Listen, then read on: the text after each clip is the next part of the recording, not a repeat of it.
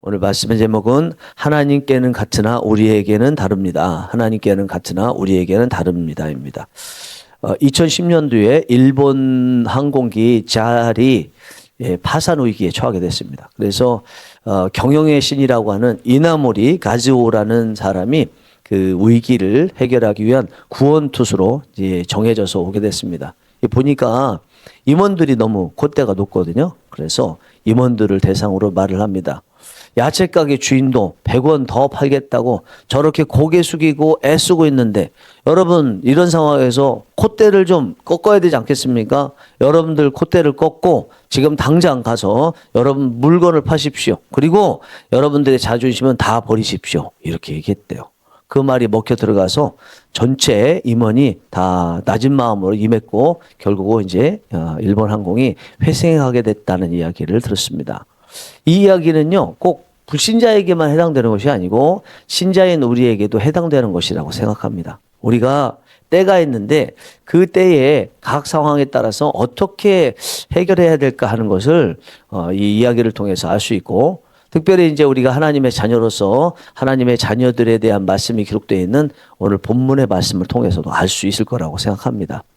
이스라엘 백성들이 기적적으로 가나안 땅에 들어갔죠. 길갈에서 머물러서 할례를 행하고 또 유월절 절기도 지키고 그 소산도 먹게 됐습니다. 만나도 그쳤습니다.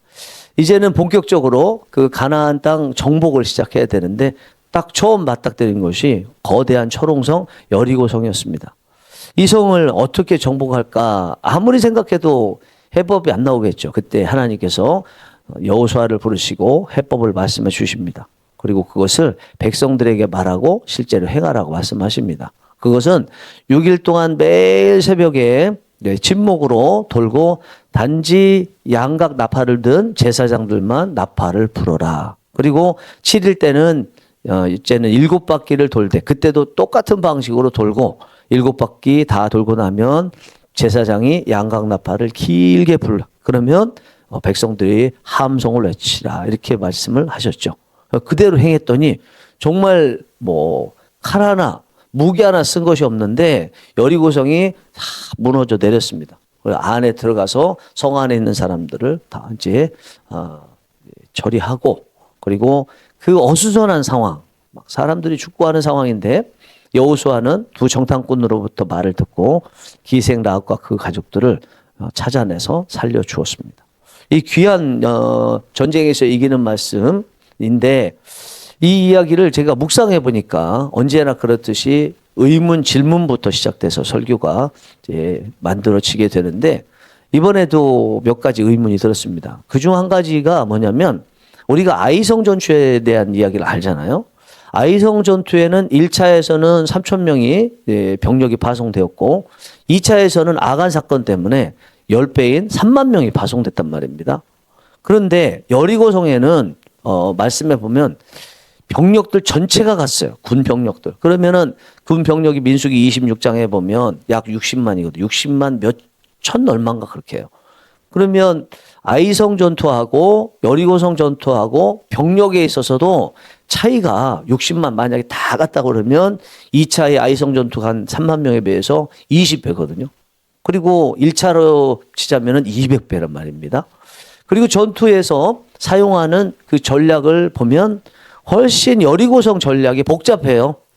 복잡하고 침묵으로 도는 거 사실상은 하기 힘든 일인데 그런 그 전략을 세우면서 전략대로 하라고 요구를 하셨습니다. 왜 하나님께서는 그렇게 다르게 이 전략을 세우라고 하시고 병력도 여리고성에 그렇게나 많이 이제 파병을 하라고 말씀하시냐라는 것입니다. 사실은 겉으로 보기에는 여리고성 전투하고 아이성 전투하고 다른 것 같지만 하나님이 하시잖아요. 하나님께는 여리고성이나 아이성이나 똑같지 않느냐라는 것입니다. 사무엘상 14장 6절에 보면 이런 말씀이 나왔어요. 여호와의 구원은 사람이 많고 적음에 달리지 아니하였느니라. 사람이 많거나 적거나 하나님께는 똑같잖아요.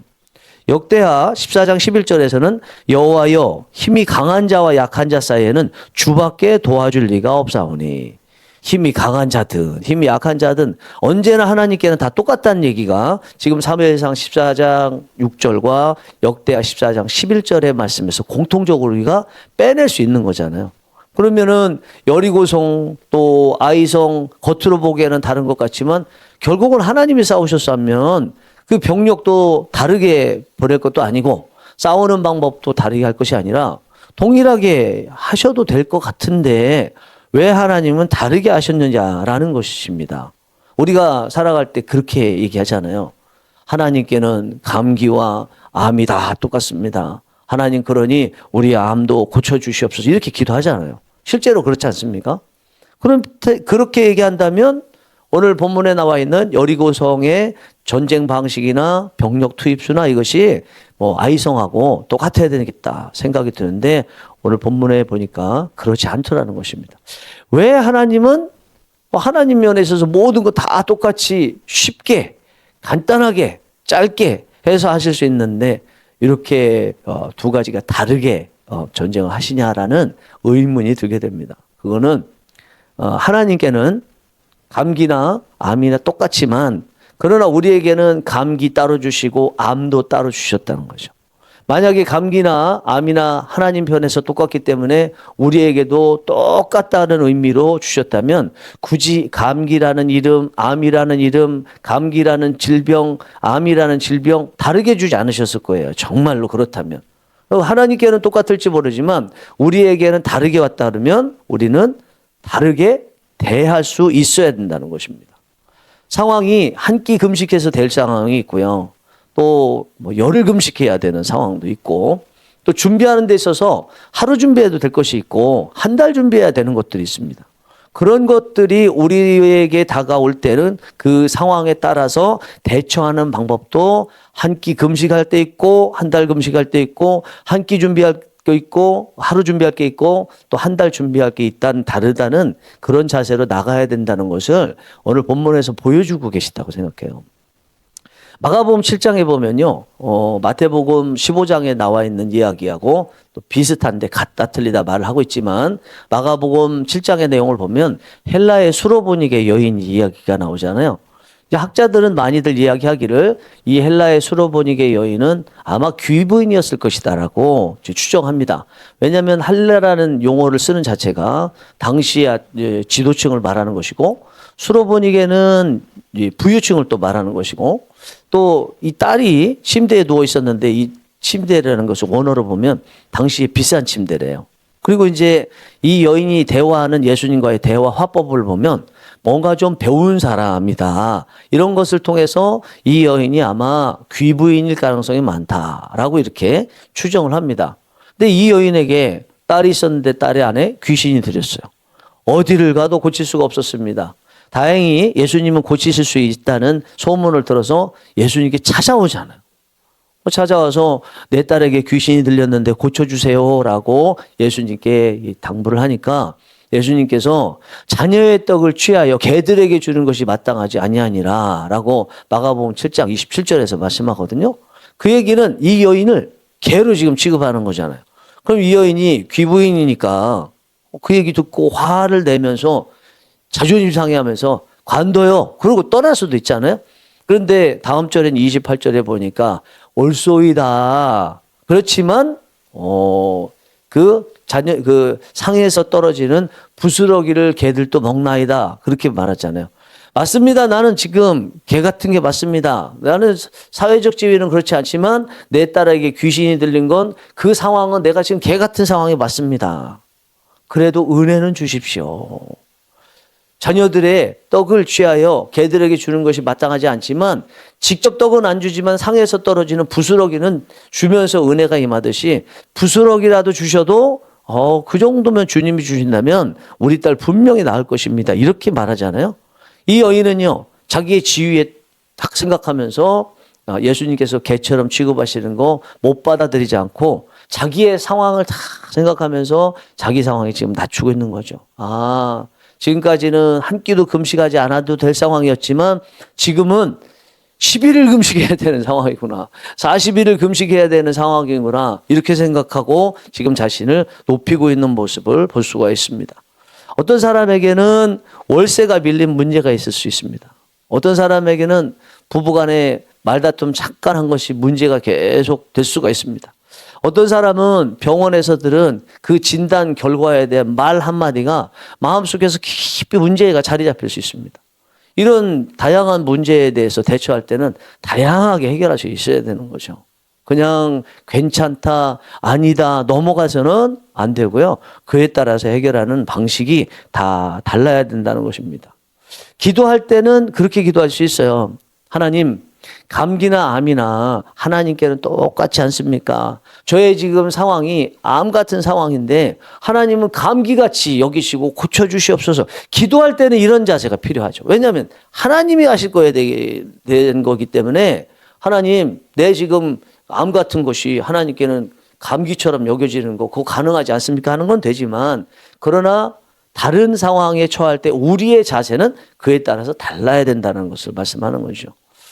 여러분들은 요즘에 상황이 좀 어떠신가요?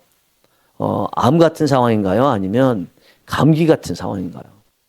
이런 상황에서 여러분들이 대처하는 영적인 대처는 무엇이고 여러분들의 육적인 대처는 무엇으로 지금 잘 대처하고 계십니까? 효과는 잘 거두고 계십니까? 사랑하는 성령 일하시는 교회 교우 여러분, 여러분들의 상황이 지금 여리고성을 만난 듯한 상황이신지 아니면 아이성을 만난 듯한 상황이신지 모르겠지만 제가 간절히 바라기는 그것을 뛰어넘어서 예수님을 만난 듯한 상황이 되시는 은혜가 있기를 간절히 바랍니다. 다만 상황이 다르다면 그 상황에 맞춰서 대처하는 것도 달랐으면 좋겠다. 그것이 하나님이 우리에게 주시는 원리이고 지혜라고 생각합니다. 그러나 이 말씀의 결론은 그것이 아닙니다.